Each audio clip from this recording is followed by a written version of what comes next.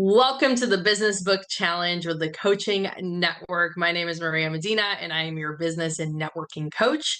Today, we're going to go through a book that was actually brought to my attention by my guest speaker, and it's called Put Your Dream to the Test by John Maxwell. This video goes out to all my fellow entrepreneurs and business owners that have put their dream to their test or are thinking about doing that. I personally, this is my dream, the coaching network. I'm putting it to the test right now. I'm on year 2.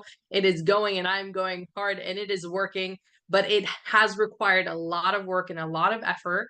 And I believe this book is able to help a lot of people put their dream to the test and really see if their dream is something that they're able to achieve by having everything ready, by answering these 10 questions to get you ready to achieve your dream. What are you going to experience along the way? Those demotivators that come in the way, how to overcome those, and really help you and achieve and determine whether your dream can be put to the test. John Maxwell presents a practical framework through 10 questions that individuals can use to evaluate their dream and determine whether it is achievable. It's structured through these 10 questions and it offers insight, advice, and strategies to really help you align your dreams with the strengths that you have, with the resources that are available to you, and bring that back to reality. Is this a realistic dream?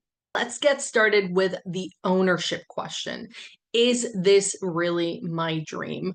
Or is it being imposed by external factors, external needs? Is this really something that I'm trying to achieve? One way to do this is by really asking yourself why. Why am I trying to achieve this dream? And really answering if it's something that is self-motivated, because that self-motivation is going to be critical in achieving your dream. When you get demotivated, if you don't believe in the dream, then you're going to find it much harder to carry on. If you are doubting yourself, but it's an external factor that is telling you that this is your dream, you're not going to know the factors that you need to achieve that you need to accomplish in order to achieve your dream. Why am I trying to achieve this? If you answer that question and really dig deep into realizing, yes, this is my dream. I've come up with it, or I've had external factors influence me, but I realize that this is something that I do want to achieve. Why do I want to do that? What are the factors that I want to do this for? And really analyze, is this mine? Do I own this dream? The second question is that clarity question. Can I clearly see my dream? Is this something that I can visualize? Because the harder a dream is to visualize, the harder it is for you to break this down into steps that you're going to take in order to achieve the dream. What does your dream look like? Look at yourself now. Where should you be in 3 months? In a year, in 5 years, in 10 years? Can you visualize that dream coming to reality? And how so? How is it becoming a reality? You really need to be able to visualize your dream as it becomes true. One of the things that I like to give my clients and my prospects is that letter that's me from the future. You can actually go to my site and use it. And what you can do is you can write to yourself from now to the future, congratulating yourself on the achievements and what that dream looks like in 5, 10 years, or however many years you want to write yourself in.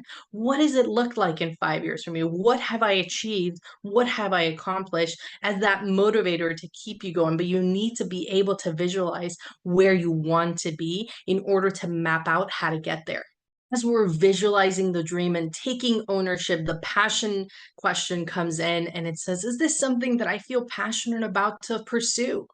Is this something that if I get knocked down, if I feel unmotivated, I'm going to be able to proceed? I'm going to be able to continue to try to achieve my dream because it is something that I own. It is something that I can see happening. What is going to keep me motivated? And that is you. That's why ownership is so important, because without ownership, there will be no passion and they'll be easier to give up if there's obstacles in the road. So you really want to make sure that that passion is present. Is this something that I'm excited about? I'm learning new skills. Why do I want to achieve this? So that you can ensure that you achieve your dream by making sure that passion is there, it's inside you, and you're able to get to your dream. As you're visualizing your dream and you're looking at that passion, the people question comes up. Is there anybody else that I need to get involved in my dream that will help me achieve what I need to achieve? What does that look like as a team? Is there something that I need to hire? Will I be having people in my team that I need in order to achieve this? Or is it external? Will I need suppliers? What vendors do I need? What kind of support network will I need when I feel unmotivated? Who do I need to surround myself with to help me stay motivated and help me pursue this dream? And that goes back to the book that we read last week, which was on mindset and surrounding yourself with that growth mentality and those people that have the similar growth mentality as you, but as well internally. Who is in your team that is going to help you achieve? And this is why that visualization, that clearly being able to see your dream is very important, because there are certain skills that you have, there are certain skills that you can learn, but there are certain skills that you will need to bring in order to help you achieve your dream. And I go through this with a lot of my clients because entrepreneurs, a lot of the time, they don't want to relinquish control. They feel like they have to do everything, or they want to do everything because it's their business, it's their ownership, they have it. But at some point, you will have to, if you want to grow beyond yourself, if you want to grow to a significant level, you will have to get other people involved, whether internally or externally. With one of my businesses, I did have staff members, but I had a lot of suppliers and vendors that I got involved in order to help my business run successfully. But that required visualizing, that required looking at what can go wrong, what can go right, who do I need support with, as well as outside my external network, my wife who is supporting me through business, my friends, my fellow business owners, who am I surrounding myself, and what people am I bringing into my business to make sure that it's a success? As you're analyzing and you're visualizing, you will start to feel that cost question come in, because you will be having to sacrifice some things. You're learning your new skills, or you're looking into starting a business, growing a business, whatever that may be. You will have to sacrifice other things that you enjoy doing. That might be time, that might be hobbies. What are you having to sacrifice in order to achieve your dream? And how long do you plan on sacrificing that for, so that you can ensure that you're going to achieve your dream? And is it worth it? And to some people, that cost question does stop them. Hey, I'm not willing to give up time with my family. I'm not giving to give up my hobbies. I'm not willing to do that. And then it's working out, okay, even if I don't give that up, can I still achieve my dream? So visualize that again. And if I do give it up, what does that look like? Is it going to take me long because I'm not willing to give it up? And am I able to stay on top of this? So that again, then it goes into the next question, which is the tenacity question. If it's going to take me longer to achieve my dream, am I willing to stick up with it? If I have to sacrifice other things for longer, if things aren't going my way and I have to adjust and pivot, how much do I believe in this dream, and how much am I willing to work through these issues, to work through these hurdles, to work through these wasted time in order to achieve my dream? And how long are you going to test that for? Are you setting a time limit? Hey, if this doesn't get achieved within 1 year, then I'm giving it up. Hey, if this doesn't get achieved within 6 months, maybe it's not for me. What timeline are you putting on yourself, and how are you figuring that out? And the tenacity question also brings in that habit tracker that I was talking about before when we were going through atomic habits. Persistence is key. What are you doing on a regular basis in order to achieve your dream? Are you staying on track? When something happens, how are you evaluating? What lessons are we learning from everything that we're doing on a regular basis? How are we adapting and adjusting in order to continue to pursue my dream? And at what point does that dream become unattainable, which is why you want to be able to visualize it. This is how things, I believe, they should go, but also have contingency plans, because you don't know. And things are going to happen as you're trying to establish your dream, as you're trying to grow that and achieve that. What happens if something unpredictable happens? How am I going to get through this? And the network is very important so that you can have those conversations, difficult conversations, often when you feel like maybe I should give up. Maybe the market isn't out there for this. Why did I think I could do this? You want to make sure that you surround yourself with those people so that you can ask those questions, have those conversations, learn from those lessons, and evolve and adapt accordingly. And that brings us straight back into the fulfillment question, because motivation is key. And motivation is usually self. What is motivating me to do this? Am I getting fulfillment from this dream? Am I getting what I want from trying to achieve this? In my case, the coaching network, that was my dream. And the fulfillment I get is when I'm having conversations with people. And just by asking a question, I see the light go in their eyes. And they get that aha moment by something that they created, by me just asking a question. It wasn't my idea. I wasn't telling them what to do, but by asking the right question and seeing that light in that eye, that's what motivates me to continue doing what I'm doing. That education of others, that growth of others, being able to help and give back from my own experiences. So, what's going to fulfill you to motivate you to keep going? And as you're finding what fulfills you and what really works for you, you can also think about, like I said, I enjoy helping others. So, what is the significance of your dream? Is there further impact beside yourself? What are you doing for the world? What are you doing for fellow business owners? And with me, if I have the impact, and I do this when I go public speaking and there's a room of 200, if I'm able to help that one person, that is enough.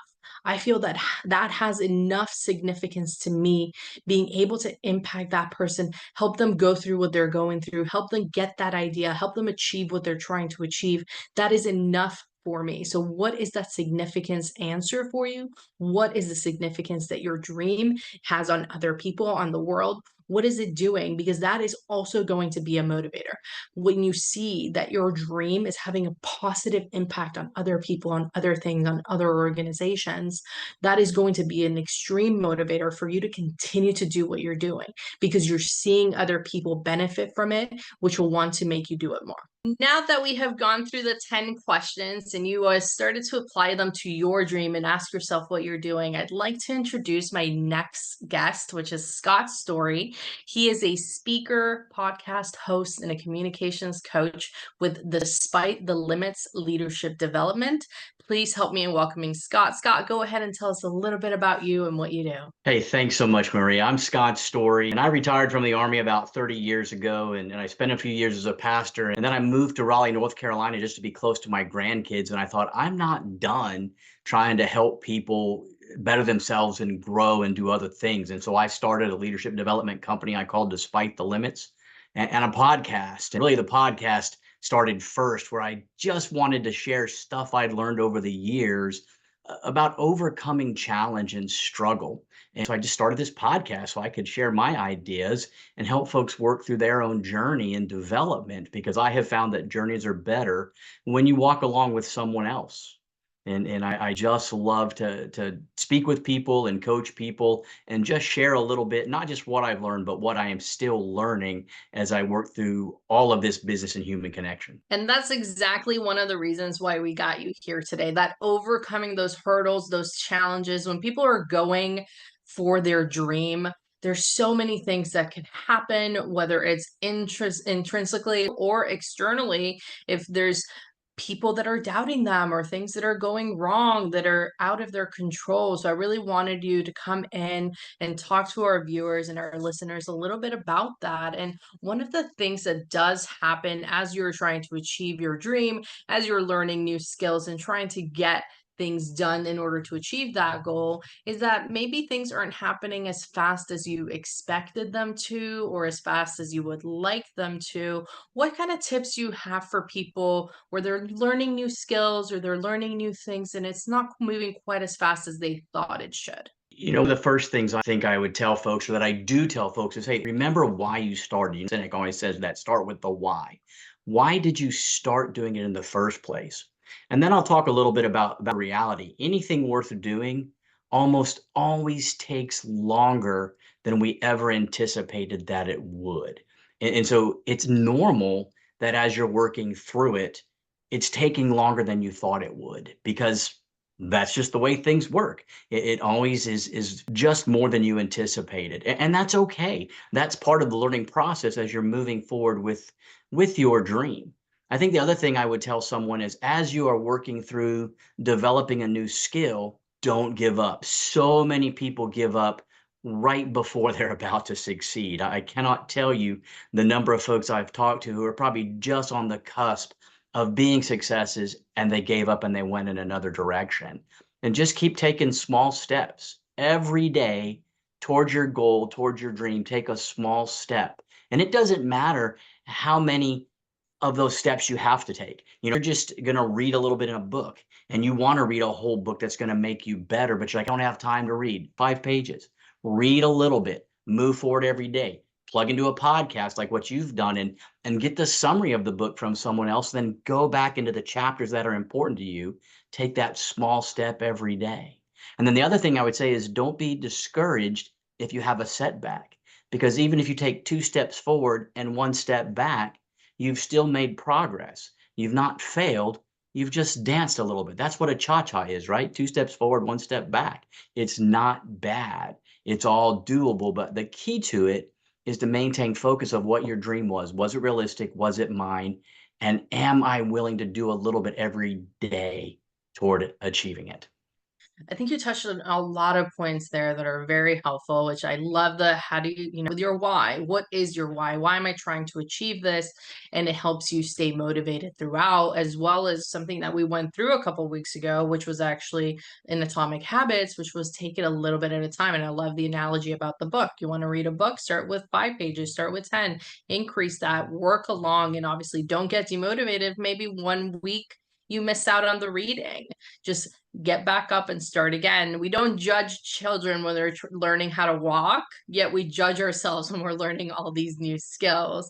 And that's Yeah. all good and well when it's coming from you, when that doubt is coming from you. Well, what about when people have external doubters, when there's people out there that are doubting what you're doing, doubting your dream, and they make you feel discouraged? What should people do in that case? Well, I think, things that John Maxwell says in the book is your dream realistic? Look at your dream, reassess where you are. And if you determine, hey, it is realistic, then I like to take some advice from Brene Brown. Once said that if you're not in the arena getting your butt kicked along with me, I'm not interested in what your opinion is.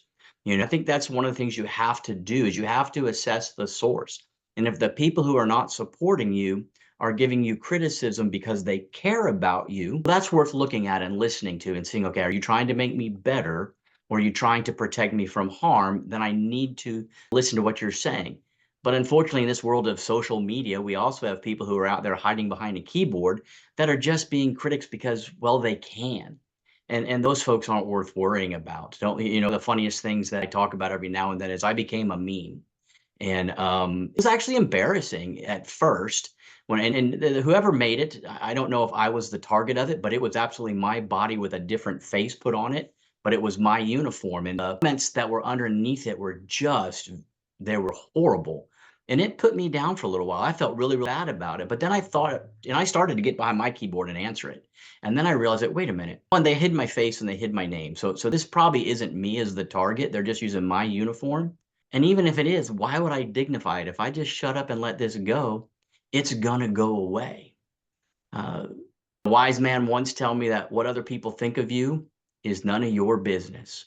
And that would be my best recommendation to someone. If you are really have a lot of doubters, but you know your dream is realistic, you've done your homework, and you're taking your steps every day, consider why they're saying something to you. And if it matters, then process it. But if it's just the naysayers, let it go. Honestly, when someone's starting to pick at your dream, it's actually a sign that you're on the right path because they're probably a little bit jealous. Yes, and if they are being analytical to your benefit, then that's where you need to decide, okay, this person's somebody whose opinion I care about. Is this a mentor? Is this a fellow business owner that's trying to help me achieve my dream? Like you said, process it. What are they saying? And we went through this previously on different books where they talk about that. Know who your network is, who are the people that are you're surrounding yourself with. And in the book that we discussed last week, it was actually about mindfulness and surrounding yourself with people that have that growth mentality so that they're willing to grow with you rather than those people that are stuck in their naysayers and are trying to say no. And I love that you talked about social media because one of the things that my wife usually tells me, and this happened when I was doing TikTok videos and I was doing quite a bit of them, and I got a couple of hate comments or a couple of comments on there. And at that point, my wife actually said, "You've made it. It shows that you've made it. So now that you have those haters, you don't have to listen to them, right? Because, like you said, somebody else's opinion of you is none of your business. Who you're listening to and why. Why are you listening to them? And true, if you know that your dream is achievable and it is something that you're able to achieve, you have the response back, you have your reasons behind them, and you have a way that you're going to achieve them. So, as someone struggling to find that support, is there any advice you have for them to be able to find that network that's able to help them grow? Yeah, actually a place where social media can be helpful. You can find a group for just about anything on Facebook or Instagram or in LinkedIn. You can find those groups, and they're a good spot to make a broad connection to see people who have similar interests to you. But then they can also help you then narrow that down to people who are close to you. Able perhaps to meet those folks in person. Find those groups who are doing the thing that you're doing. Your local chamber of commerce, if you're trying to start a business, a, a Toastmasters club, the Optimist Club. There's clubs all around that bring like-minded people together where you can have conversation and share support. And one of the things I have found is usually when you get into those groups, people really are just trying to help one another be better. So a lot of times we'll give social media a bad rap, but it does some good things. And I think these interest groups coming together is one of those where you can really tap into that. And then just share with some of your friends. Find one or two friends who really believe in that dream and latch onto them. Perhaps the best thing you can do, though, is as you're speaking with someone new, or you're speaking with a mentor or a new networking opportunity kind of person where you meet someone, you've clicked, ask them who else they think you should know. Because sometimes it's those secondary contacts that are really going to help you learn, grow, and help your dream take off. I completely agree. And actually, we connected over a Facebook group on social media, right? I did the call for speakers, and that's the reason why we're connected. And I always encourage my people, hey, is there somebody else that I need to meet? Or are there any other events or networks that you think I should belong to? Like, where should I be? What room should I be in? Because if you've already clicked with this person, then you know that they getting you and you're getting them, and it's easier to find those networks as people are going through their dream. We already talked about, hey, this isn't happening fast enough. How do you think they can start doing like time management techniques that they can apply in order to help them stay on track as well as not get demotivated, but making sure that they're paying attention to the things that they need to be doing to make sure that their dream is coming to fruition? I think probably the biggest thing to do is do the big things first. You probably heard the example of the man bringing the jar in and speaking to his class as a college professor, and he's got big rocks and pebbles and sand. And if you put the sand in first, then it doesn't all fit. But if you put the big rocks in and then you pour the pebbles, and the pebbles sift through the big rocks and the sand and all that, you can get it all in the jar.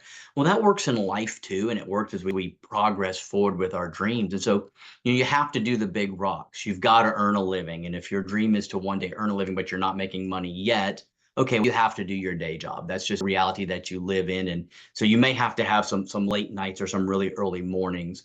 And then you have to maintain your family relationships, because if you get to the end of the goal and you get your dream and you've lost your family, did you really get your dream? You probably didn't. You want to make sure that you're maintaining those relationships, and then you start putting the dream in place, but make sure it's at least one of the big rocks as you do that. And I go back to what I said earlier, do something every day, no matter how small. And I say every day, Monday through Sunday, every single day, do something. It doesn't have to be a lot. I tend to do more on Monday through Friday. Saturday, I slow down a little bit. And Sunday, I pretty much take a pause, but I'll read every day. I'll think every day. I'll ask myself questions every day. And I write something every day, whether it is a whole blog post that's going to turn into a podcast, or just a few sentences that may eventually turn into a blog post and a podcast. But every single day, that's the way you stay motivated, because you've touched it every day. Doesn't have to be a big touch, doesn't have to be a big movement, but have a touch to your dream every day, and that'll keep it in front of you and help to keep you motivated. One other thing I'd say is celebrate the little wins. So wait till we've got the big victory, and that's when we're going to celebrate. But every time you achieve something small, you've got a new client, you've got a phone call, someone sent you a note and said, hey, would you come be on my podcast? that's a win. And you ought to celebrate it and be excited about it. If you've read just 1 or 2 pages and there's a new idea, that's a win, and be excited about it and celebrate those things too. And as you celebrate those little wins, they add up, and the big celebration is so much more exciting when it finally happens. And then again, just make a little bit of progress every day. We've spoken about that as well with other speakers that have come on, and it's a very important reminder there to celebrate proportionately, right? You want to make Mhm. sure that you're having, and that analogy that you said with the jar actually rings really well with this conversation we're having, because I actually remember, I believe it was a college professor, and he was talking about the jar. And at one point, he used the example of the beer, of the time that the students take off to socialize and have fun. And he said, if I put the fun in first, which was the beer, then there's no room for the big stuff. So you want to make sure that you're identifying what those big tasks are to make sure that you got them. Scott, thank you so much for being here today. If our viewers and our listeners want to get in touch with you, what is the best way to reach out to you? And I think the best way to do that is just listen to my podcast, Despite the Limits. And you can find that on Apple or Spotify, iHeartRadio. Pretty much all of the podcast directories will have it. But if you'll check out the podcast, all of my contact information is in the show notes. You can hit me on Facebook, LinkedIn, are the two biggest ways to get a hold of me. Or you can email me at scott.n.story@gmail.com. I'd love to chat with you. Awesome. And we'll make sure to share all those links so they're easily accessible to everybody. If you have any recommendations on books, on speakers, or you'd like to learn a little bit about something, please make sure that you leave that in the comments, and always reach out to our guests so that they know that you've been listening and what was the most interesting part of this video. Thank you, everybody, and I'll see you next week.